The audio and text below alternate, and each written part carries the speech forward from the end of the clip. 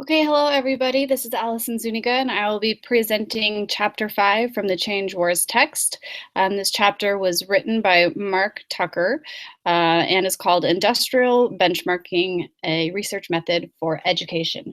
Before I jump into the overview and going over some significant concepts that come out of Chapter 5, I wanted to just sort of give a very big picture synopsis of what's happening. In this chapter, Tucker describes his experiences with industrial benchmarking, which is a research technique borrowed from industry to examine what makes education systems successful in countries across the world, which I think is appropriate as we just finished chapter 4, which talks more in depth about comparative education. A big idea from chapter 5 is that there's great variance among nations in the ability of students to do well on international assessments. However, there's little variance. The variance that does occur is not due to per capita educational spending, gross domestic product, or differences in instructional method. So it'll be interesting to hear about what Tucker does think that variation has to do with. I wanted to introduce one other big idea, which is hiding over here, the Gestalt idea, and that's a term that you may be familiar with and perhaps not, but we'll return to that momentarily. Okay, so I like to start this presentation with what I call like a framing question or an essential question. So let's look at the essential question for this chapter. The question is, what are the differences in system design that account for variations in national education performance, and how would we find the answer to the question? And that question was posed on page 118. So let's start by exploring what is industrial benchmarking. This is the story of Kearns and Xerox. So what we need to understand first is what exactly is industrial benchmarking. Where did it come from? When did this start happening? In the late 1970s and the early 1980s, when technology was starting to really boom, we have the company Xerox, which was the top of the market at the time, and they hired David Kearns as the CEO. At the same time, there started to be a lot of stiff competition in the market, and in fact, a Japanese company had become one of the biggest competitors of Xerox because they were able to make the same printer faster and cheaper. So the question that Kearns faced was, do we prepare for market death, or do we have to find a way to rise above it? And this is where the concept of industrial benchmarking came into play. So this is where we have the birth of industrial benchmarking. Essentially, what this is translating business techniques to educational research goals by following these steps. So in order to improve whatever practices you're doing, and in this case, it happened to start in industry, in the technology industry, there are these steps that they are recommended to follow in order to try to figure out what other people are doing better and how we can take that information to improve our own practices and outperform the competition. So the first step would be to choose a country to study or countries. Then you would build libraries of relevant data, information, and analysis. You would identify in-country experts. You'd spend time when you're visiting those countries. You'd spend time with each of those groups of experts and try to explore further how they were able to have such cutting-edge technology or whatever the particular product was. Build a framework. Pick your team, prepare your team, and then I think this is probably the most important point, which is allow yourself to get confused and then to put the whole picture back together again. So in this chapter, Tucker was talking about visiting a couple of different countries with his small teams in order to understand educational differences further. And I found it interesting that he said by the first day of your visit, you should feel like you know how to apply whatever solution they have to your own problem. But by the second day, you learn so much more that you feel like utterly confused. It's our tendency to try to imagine ourselves in the shoes of the people that we're visiting. But after you learn more and more information and you become more accustomed to their style and their culture and where they're living, it tends to then say, oh, wait, maybe that wouldn't work. Maybe we can't apply that directly to our own situation. But ideally, by the fourth or fifth day, That's when you are able to take a step back. You're able to see what they do and why it works in their particular circumstances, and then you get some sort of inspiration to move forward. And so this is what was originally started in the business sector and or an industry, and then it has been translated to educational research goals as well.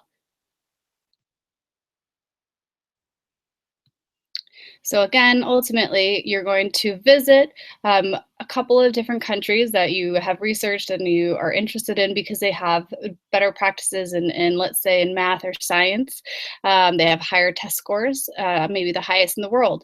You spend time learning, you spend time imagining yourself and in those circumstances and applying those informations or those solutions directly to your own situation. And then you get very confused because you realize that, in fact, that would not directly translate. And then you get some clarity and ultimately you become inspired. So the inspiration leads to improvement and innovation. However, it does not lead to replication. I think that was a significant point.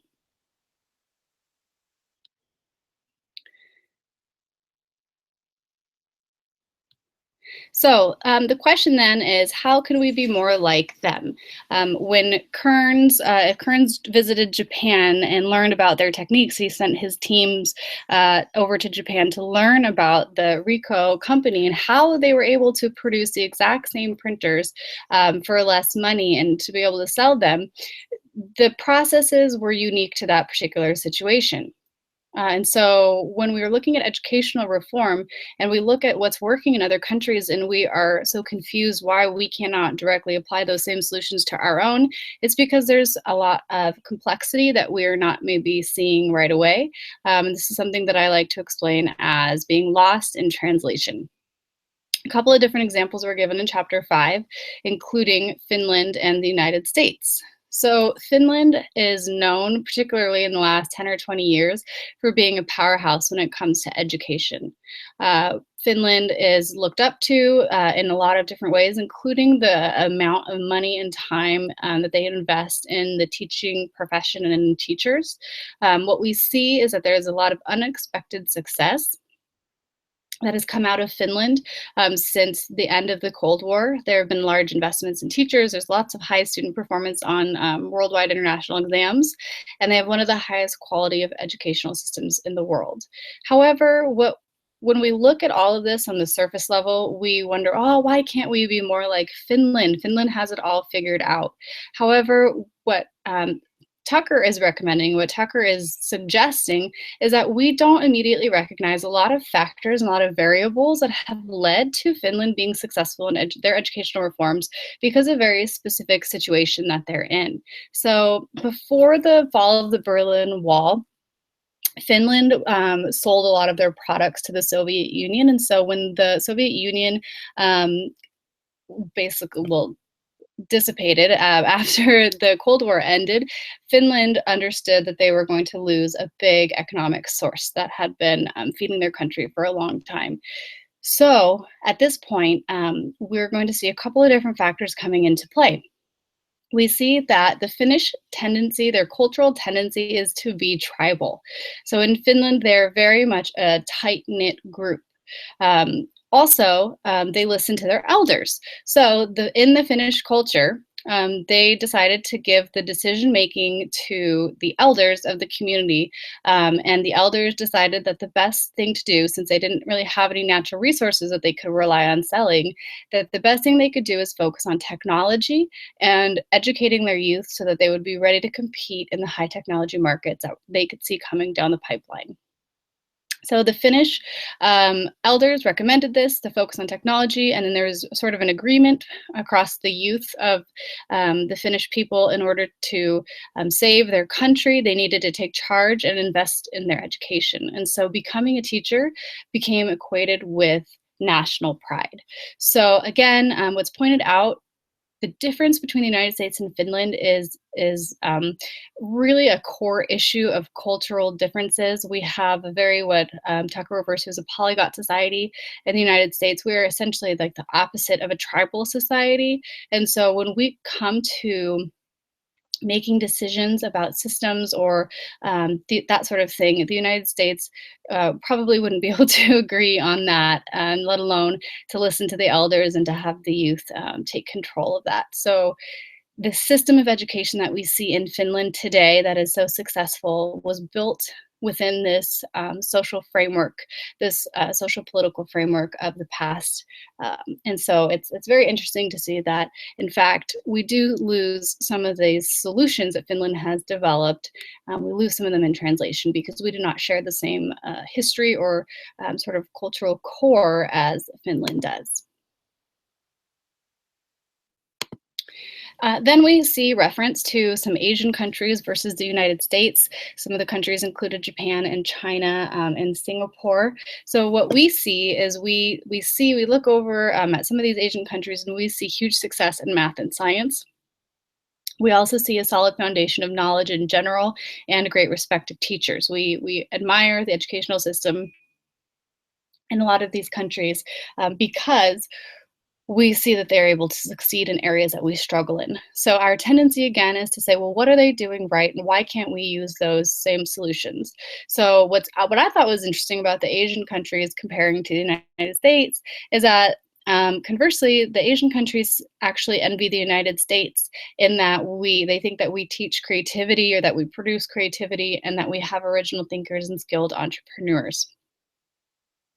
Some of those things we don't actually directly teach, at least not on purpose, but it is another a reflection of our society where we do have a lot of individual freedom and we have a lot of sort of like a loose social control as compared to some of those Asian countries. So again, it's sort of this perception of what we're doing well or what we're not doing well with, and a lot of it can be traced back to our cultural identities and our roots.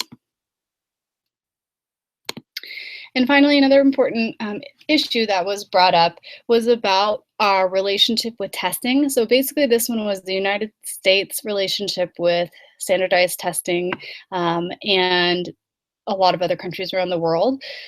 So the United States, we tend to very much dislike what we call teaching to the test. We do not have a state curriculum. Teacher colleges do not prepare a specific curriculum to be taught and tested when they're training their teachers. Tests are much cheaper to produce in the United States, and they are not strongly tied to the future of the students. Students can take the SAT or the ACT, which probably would be maybe the most significant test at the when we're going from high school to university. However, it would not stop them from going to a community college or something of the sort. However, in many other countries, students' futures are largely tied to exams that they take in school. The teachers are highly prepared to teach to the test. They believe that teaching to the test is the point. They think that you're supposed to be able to measure what you're supposed to be teaching, and in many cases, the state are the ones who are deciding on what should be taught.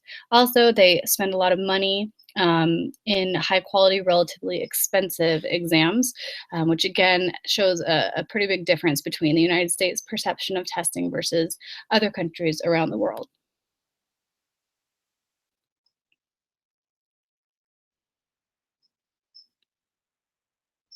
So what does this mean for us? I'd like to return to a quote. This quote was on page 131.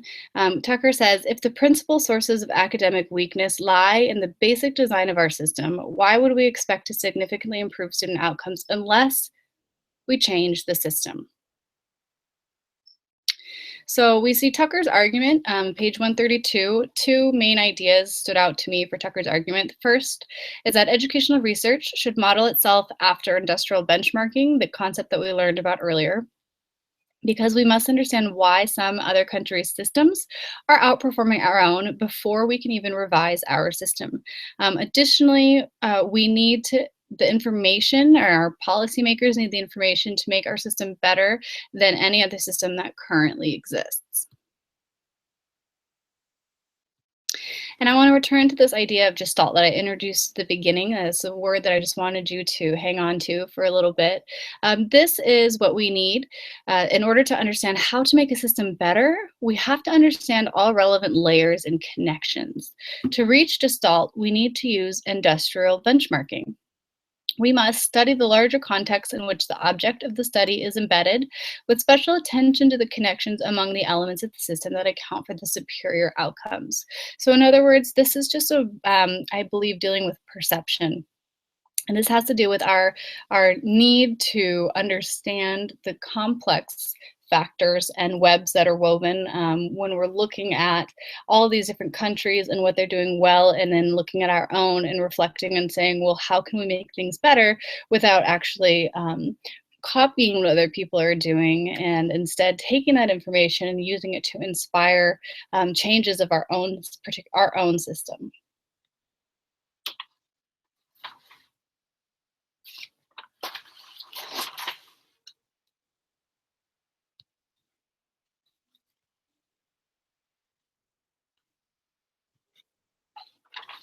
Okay, so we were also asked to look at another source from our author, and I found one by Tucker from a year after The Change Wars was published, and this one was called Changing the System is the Only Solution. So we understand these issues. How do we change the system?